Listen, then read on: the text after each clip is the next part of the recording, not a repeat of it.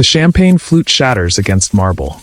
Marcus Chun stands frozen in the doorway of his own hospital room, watching through the crack as his children tear each other apart in the hallway outside. I deserve the Malibu house. Victoria's voice cuts like broken glass.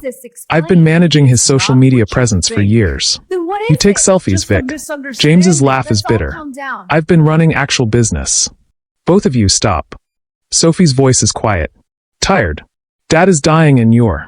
Oh, please. Victoria whirls on her. Don't play saint now. You quit your little public defender job to play nurse. We all know what you're after. Marcus's hand trembles on the doorframe. His chest tightens, not from illness but from the knife twist of truth. Because they don't know. None of them know. He's not dying. He's not even sick. And in the next 24 hours, this test will destroy everything he has left. The penthouse is silent except for the ticking of a $50,000 clock. Marcus sits alone at a table built for 12, picking at cold takeout from a container. Through floor-to-ceiling windows, the city glitters below, a kingdom he built from nothing, now empty as a tomb. His phone buzzes. Victoria. Hey Daddy. Quick question, can you Venmo me 20 grand? There's this amazing investment opportunity with a wellness brand and... He hangs up. The phone buzzes again immediately. James this time. Marcus lets it ring. The silence returns. Suffocating. 2 years since Margaret died. 2 years of watching his children circle like sharks, their visits timed perfectly with requests for money. There I love you, sounding more like invoices. He stands, walking to Margaret's portrait above the fireplace. Her smile is knowing. Sad. Am I being paranoid? He whispers to the painting. Or am I finally seeing clearly? The door to the study opens. Richard, his butler of 30 years, enters with the day's mail. Sir, I've prepared your evening. He stops, seeing Marcus's face. What's wrong? Marcus turns. Do my children love me, Richard? Or do they love what I can give them? Richard sets down the mail carefully. Sir, the truth. Please. A long pause. Then, I think you already know the answer, Mr. Chin. The question is whether you're prepared to live with it. Marcus stares out at the city. An idea forming. Terrible. Necessary. Get me Dr. Patterson on the phone. Dr. Michael Patterson leans back in his chair, studying Marcus like a cancer scan. You want me to do what? Tell my children I have stage 4 pancreatic cancer. 6 months, maybe less. Marcus's voice is steady, but his hands grip the armrests. I need to know the truth. Marcus, this is... Dr. Patterson runs a hand through graying hair. This is psychological torture. For them and for you. Is it torture to want to know if your children love you? It's torture to lie about dying to find out. The doctor stands, pacing. What happens when you reveal the truth? You think they'll forgive this? Marcus meets his eyes. If they truly love me, yes. If they don't, he trails off. Then I'll know before I actually die. And if you destroy your relationship with the one child who does love you in the process of testing them, the question hangs in the air. Marcus's jaw tightens. Then help me design a test that reveals truth without destruction. Dr. Patterson stares at him for a long moment. Finally, quietly, there's no such thing, Marcus. Truth always costs something. Then help me anyway. A longer silence. Then Dr. Patterson sighs, defeated. 6 months. You tell me the second you want to stop this, and I reveal the truth immediately. Deal. Deal. They shake hands. Marcus feels like he's signing a contract with the devil. He has no idea how right he is. The private room at Maria is too bright. Too expensive. Too perfect.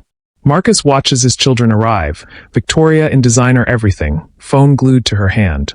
James in a suit that costs more than most people's cars. Sophie in simple work clothes, apologizing for being late from court. Dad, this place is gorgeous. Victoria air kisses his cheek, already photographing her wine glass. Is this for your birthday? Because I totally didn't forget, It's not my birthday. Marcus's voice cuts through the chatter. Silence. 3 faces turning toward him. He takes a breath. This is it. The moment that changes everything. I have cancer. The words land like gunshots. Victoria's phone clatters to the table. James goes white. Sophie's face crumples. What? Sophie's voice breaks. Dad, what are you? Pancreatic. Stage 4. The lies taste like ashes. Dr. Patterson confirmed it yesterday. I have. They estimate 6 months. Maybe less. No. Sophie stands, chair scraping.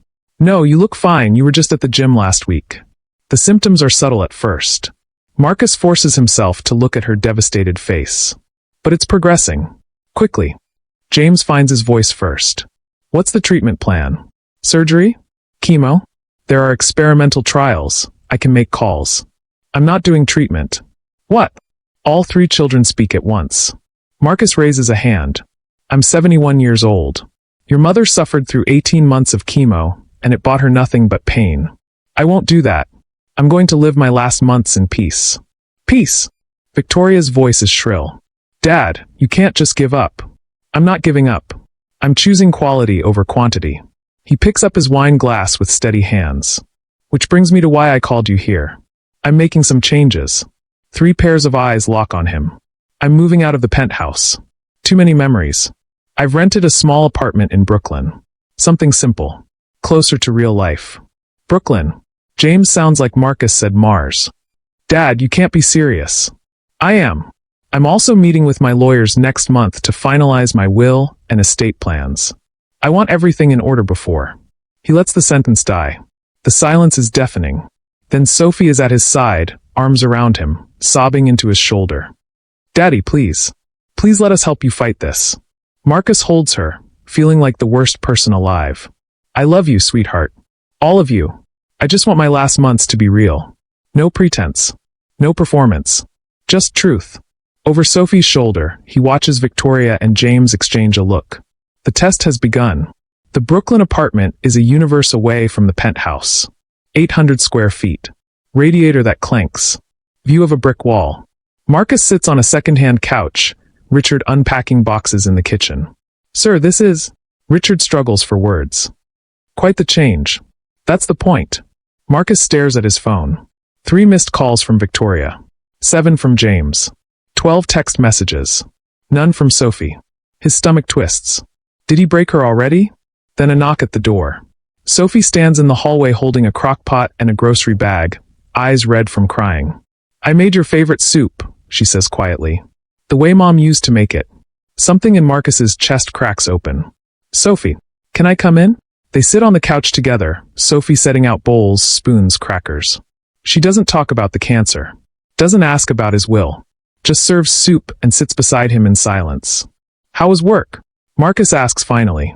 I took a leave of absence. Sophie keeps her eyes on her bowl. Told them I needed family time. Sophie, no. Your career. Dad. She looks at him now, and he sees Margaret in her eyes. The same steel beneath softness. You have 6 months. Maybe less. I'm not missing them because of work. Guilt crashes over him like a wave. Your siblings haven't visited yet, he says carefully. Sophie's expression hardens. They will. Once they figure out what approach to take. That's unfair. Is it? She stands, gathering bowls. Victoria called me 3 times yesterday. Wanted to know if you'd said anything about the will. James sent me a message asking if I thought you were mentally competent to make major decisions right now. She turns to face him. I told them both to go to hell. Marcus stares at his youngest daughter, seeing her clearly for the first time in years. Not the baby. Not the bleeding heart idealist. A warrior. Like her mother. Thank you for the soup, he says softly. She kisses his forehead. I'll come back tomorrow. After she leaves, Richard emerges from the kitchen. Sir, don't. Marcus's voice is rough. Don't say it. She loves you. I know. And you're lying to her. I know. Marcus stands, pacing the cramped space. But I need to be sure. I need to see how Victoria and James react when I'm not in the penthouse, when I'm not healthy, when I'm not useful to them. And when Sophie discovers the truth? Richard's voice is gentle but unforgiving. What then? Marcus has no answer. The doorbell rings at precisely 2 p.m. Victoria enters like she's touring a crime scene, eyes scanning every surface, lip curled in distaste. Daddy, this place is... She trails off, clearly recalibrating her approach. Cozy. Marcus bites back a smile. I like it. It's honest. Right. Honest. Victoria perches on the edge of the couch like she might catch poverty. Her phone is already out, camera pointed at him. So I was thinking, and hear me out, we should document this journey. Your final months. I could build you this beautiful legacy. Victoria. Tasteful, obviously. Nothing exploitative. Just real moments. You and your family. The memories we're making. Her eyes gleam. It could be really powerful content. Really meaningful. Marcus feels something inside him die. Content, he repeats. For your legacy. Victoria's smile is bright. Desperate. And actually, while we're talking about legacy, I was hoping to get clarity on some practical matters. Like the house in Malibu, Mom always said she wanted me to have it, remember? And I was thinking with the estate planning coming up, it would be helpful to have a conversation about intentions. Is that why you came? Marcus's voice is quiet. Cold. Victoria blinks. What? No. I came to see you, obviously. I just thought while I'm here we could also discuss. The will. Practical matters, yes. Her composure is slipping. Dad, I'm not trying to be morbid, but we need to talk about these things. You said yourself you're meeting with lawyers. Get out. Victoria freezes. What? Get out. Marcus stands, trembling with rage and heartbreak. You came here to inventory your inheritance. To turn my death into content. And you have the audacity. Daddy, that's not. Leave. Victoria's mask shatters. Fine. Fine. But don't pretend Sophie isn't doing the exact same thing, just with better PR. At least I'm honest about it. She storms out, slamming the door hard enough to rattle the windows. Marcus sinks onto the couch, head in hands. Richard appears with tea. Sir. One down, Marcus whispers. She didn't even pretend to care. James arrives with a lawyer. Actually arrives with a lawyer. Marcus stares at the man in the expensive suit, then at his son. James. What is this? Dad, this is Bradley Chen, no relation, from Klein and Associates. James's smile is practiced. Smooth. I asked him to come because I think we need to have an important conversation about protecting your interests. My interests? Exactly. James sits, Bradley the lawyer opening a briefcase. Dad, you're going through a difficult time. You're making major decisions while dealing with a terminal diagnosis. And I'm worried, as your son, as someone who cares about you, that you might not be in the best headspace for complex financial planning. Marcus's blood goes cold. What are you suggesting? Nothing sinister. James laughs like they're discussing golf scores. Just that it might be wise to establish a power of attorney. Give someone you trust the ability to manage your affairs if the illness progresses and you're not able to. Someone like you. James spreads his hands. I've been managing businesses for years. I understand your portfolio, your investments. Who better? Bradley the lawyer slides papers across the coffee table. It's very standard, Mr. Chen. Just gives James the legal authority to act on your behalf for financial and medical decisions, should you become incapacitated. Get out. Marcus's voice is deadly quiet. James blinks. Dad, you brought a lawyer to convince me to sign over control of my life while I'm supposedly dying. You think I'm not mentally competent. You want to control my money while I'm still breathing. Marcus stands, hands shaking with fury. What's next? You have me declared incompetent? Lock me in a memory care facility. That's ridiculous. Is it? Marcus picks up the papers, scanning them. This gives you authority over medical decisions. Life support. DNR orders. He looks up and his eyes are blazing. You could decide when I die, James. Did Bradley explain that part? James goes pale. I would never. Get out. Both of you. Now. James stands slowly. At the door, he turns back. Sophie's poisoning you against us. You know that, right?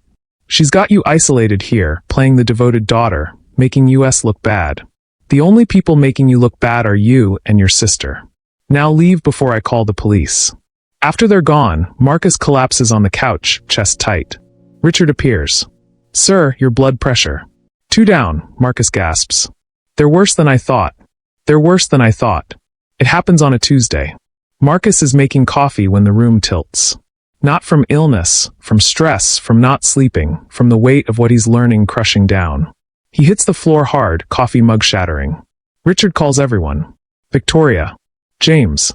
Sophie. Sophie arrives first, still in her court clothes, running so hard she's gasping.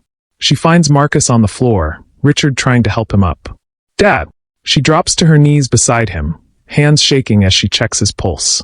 Richard, did you call 911? He refuses to go to the hospital. I'm fine, Marcus mutters. Just dizzy. You're not fine. Sophie's voice cracks.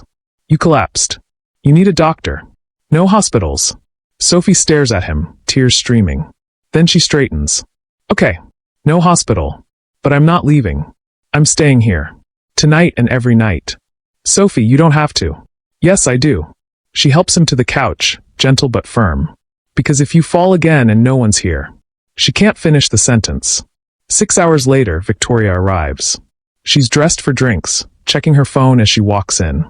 Is he okay? She asks Richard, not even looking at Marcus.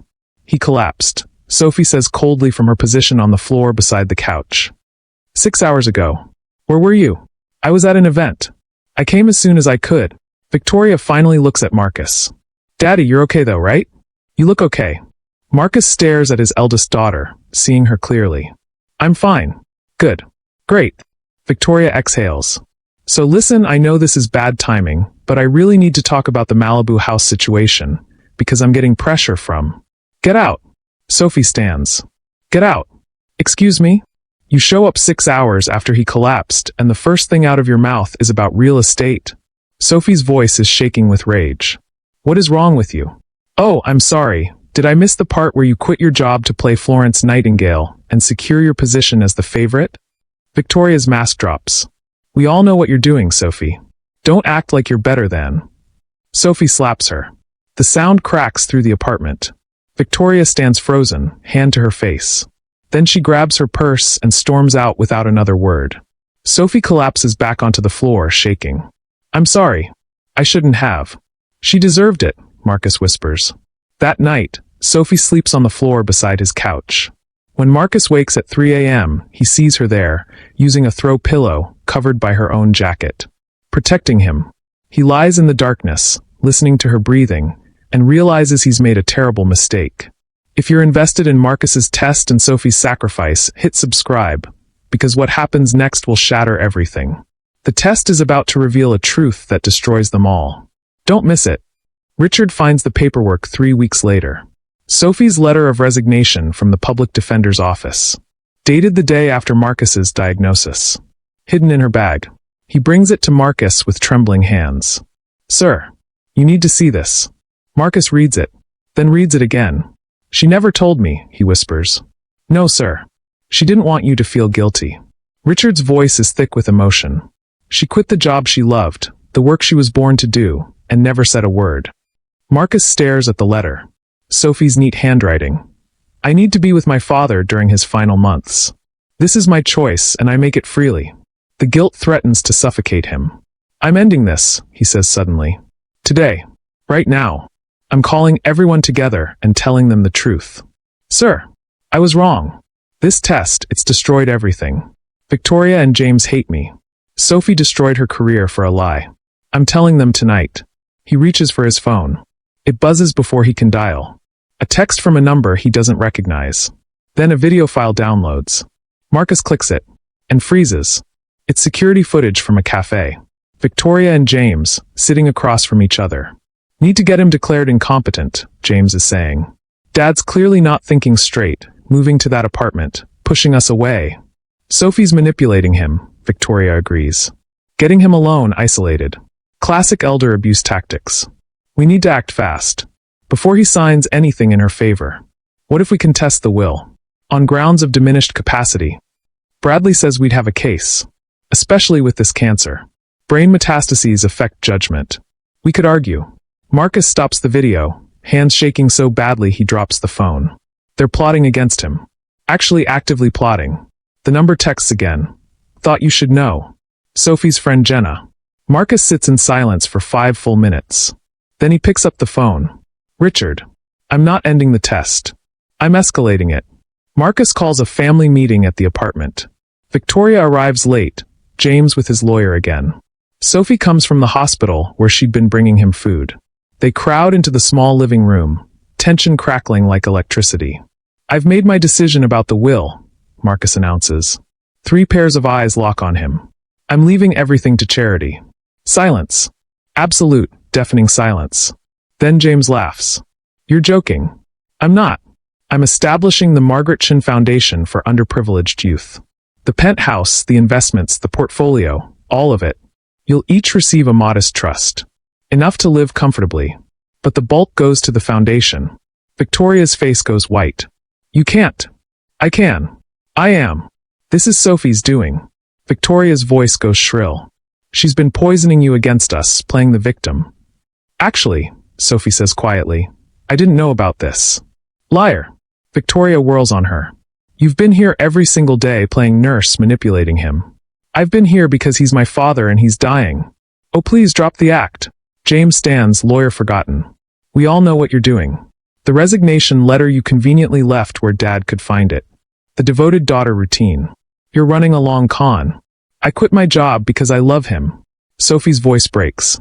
I quit because I wanted to spend his last months actually being present instead of circling like vultures. We're vultures. Victoria's laugh is ugly. You're the one who moved in, who isolated him from us, who. Enough! Marcus roars. Everyone freezes. He stands there, trembling, looking at his 3 children. 2 who've revealed themselves as mercenary strangers. 1 who destroyed her life for him.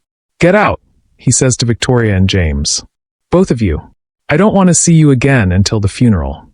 Gladly, James spits. We'll see what a lawyer says about this charity stunt. Diminished capacity. Elder abuse. We'll fight you. Try. Marcus's voice is ice. I dare you.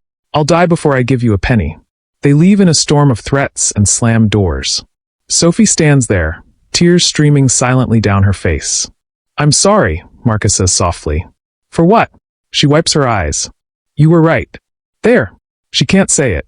Strangers. They're strangers who happen to share my DNA. She sinks onto the couch, devastated. When did we become this?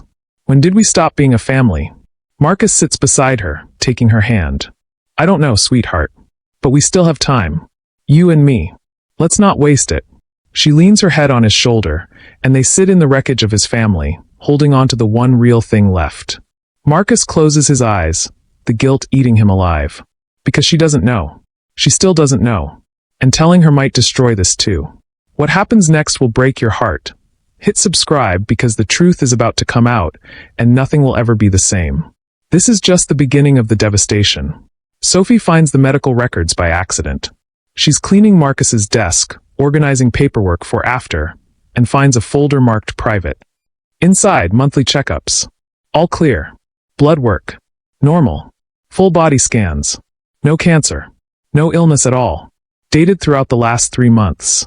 Her hands start shaking. Dad! Her voice sounds far away. What is this? Marcus looks up from his book. Sees the papers in her hands. And the world stops. Sophie, these are dated last week. Last month. 2 months ago. She's reading them like they're written in a foreign language. You're not sick. Sophie, let me explain. You're not sick. The scream tears out of her. You're not sick. You don't have cancer. You've been lying. Marcus stands, reaching for her. I needed to know. She backs away like he's radioactive. Know what? Know what? If you loved me. If any of you loved me for me and not my money. The words tumble out desperate. Sophie, please, I had to know. So you lied about dying? She's gasping now, hyperventilating. I quit my job. I gave up everything. I've been sitting here for 3 months watching you die and you were fine. You proved yourself. You showed me you're real, that you. I proved myself? Sophie's laugh is broken, awful. I had to prove I love you? Your own daughter? I had to prove it. Sophie, who does that? Tears are streaming down her face. Who makes their child think they're dying just to test them? Someone who needed to know the truth. The truth. Sophie hurls the papers at him. The truth is you don't trust anyone. The truth is you're so paranoid and broken that you tortured me for 3 months. That's the truth.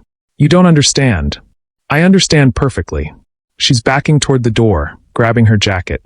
You're just like Victoria and James. You're exactly like them. How can you say that? They wanted your money. You wanted proof. You both treated me like a thing to be tested. She wrenches the door open. At least they were honest about what they wanted. Sophie, please. Don't. Her voice goes dead. Flat. Don't call me. Don't text me. Don't show up at my apartment. Sophie, you were dying. For 3 months, my father was dying. And I was there. Every single day. Every single night. I gave up everything to be there. And it was all a lie. She's sobbing now, barely able to breathe. How could you? She whispers. How could you do this to me? And then she's gone. Marcus stands in the doorway, listening to her footsteps fade, and realizes he's destroyed the only real thing he had left. Richard appears from the kitchen, face grave. Don't, Marcus says. Don't say I told you so. I wasn't going to, sir. Richard's voice is infinitely sad. I was going to say that sometimes, when we get exactly what we wanted, we realize we never wanted it at all. Marcus sinks to the floor, surrounded by scattered medical reports that prove he's perfectly healthy. He's never felt more like he's dying. Marcus sits in the penthouse he moved back months ago, staring at his phone. No messages from Sophie. Not one. Not in 6 months. He's tried everything. Flowers. Letters. Her favorite soup delivered weekly. All returned unopened. Victoria and James sued to contest the charity foundation. Lost. Haven't spoken to him since. He's alone. Completely, utterly alone. The door opens. Richard enters with the mail. Anything? Marcus asks, knowing the answer. No, sir. Marcus closes his eyes. She'll never forgive me. I don't know, sir. Richard sets down a small package. But this arrived today. From Sophie's old office. Marcus's hands shake as he opens it. Inside, Sophie's public defender ID badge. And a newspaper clipping. The headline. Former PD Sophie Chen wins major wrongful conviction case. Exonerates man after 15 years. She went back to work. Found a new position. Kept fighting. Without him. A note falls out. Your daughter wanted you to see this. She's doing good work. Jenna. Marcus stares at the clipping, tears blurring the words. She's okay. She's moving on. She's living. Without him. He picks up his phone. Types out a message he's typed 100 times before. Sophie. I'm so proud of you. I love you. I'm so sorry. His finger hovers over send. Then deletes it. Because sometimes love means letting go of the people you've hurt too badly to fix. He sets the phone down, staring at her picture on the mantel. The last family photo before Margaret died. Sophie smiling, trusting, whole. Before he broke her. The clock ticks. The penthouse stays silent. And Marcus Chen sits alone with the truth he paid everything to learn. His children were strangers. His paranoia was justified. And he was right about everything except the one thing that mattered. 3 a.m. Marcus can't sleep. Again. He's on the balcony, looking at the city, when his phone rings. Unknown number. He answers without thinking. Hello. Silence. Then breathing. Sophie. His heart stops. More silence. Then a voice so quiet he almost misses it. I got the soup. Every week. For 6 months. Marcus grips the balcony railing. Sophie. Did you mean it? The test? Did you really think I could be like them? No. God, no. I knew you were different. I always knew. He can't finish. You wanted proof anyway. Her voice is still empty. Hollow. You wanted me to prove something I'd been showing you my whole life. I was wrong. Sophie, I was so wrong. I know. A pause. I'm calling because I need you to know something. And then I'm hanging up, and I need you to not call me back. Not for a long time. Okay. Okay, he whispers. I love you. I will always love you. You're my father. Her voice breaks. But what you did, I can't forgive that yet. Maybe not ever. And I need you to live with that. To really feel it. The way I felt thinking you were dying. That's what you deserve. I know. Good. A shaky breath. Maybe someday. But not now. Not yet. I understand. Goodbye, Dad. Sophie, wait. The line goes dead. Marcus stands there, phone pressed to his ear, listening to silence. Then he sees it, an email. From Sophie. Sent minutes before she called. Subject, someday. He opens it with shaking hands. Inside, a picture. Sophie at a courthouse, holding up a case file, exhausted but smiling. And one line. When you were dying, you told me to live a real life. So I am. Thank you for that, at least. Marcus reads it 17 times. She called. She sent a picture. She said someday. It's not forgiveness. Not yet. But it's a door left open instead of slammed shut. And for now, that's enough. He saves the photo, goes back inside, and for the first time in 6 months, sleeps without nightmares. Outside, the city glitters. Indifferent. Eternal. And in the darkness, a phone screen glows. A saved message never sent. Dad, I don't know if I can forgive you. But I'm trying. Sophie. Not sent. Not deleted. Just waiting. Like hope. Subscribe to see what happens next. Will Sophie forgive him? Will Marcus ever repair what he's broken? Comment below. Can a parent's betrayal ever be forgiven? What would you do?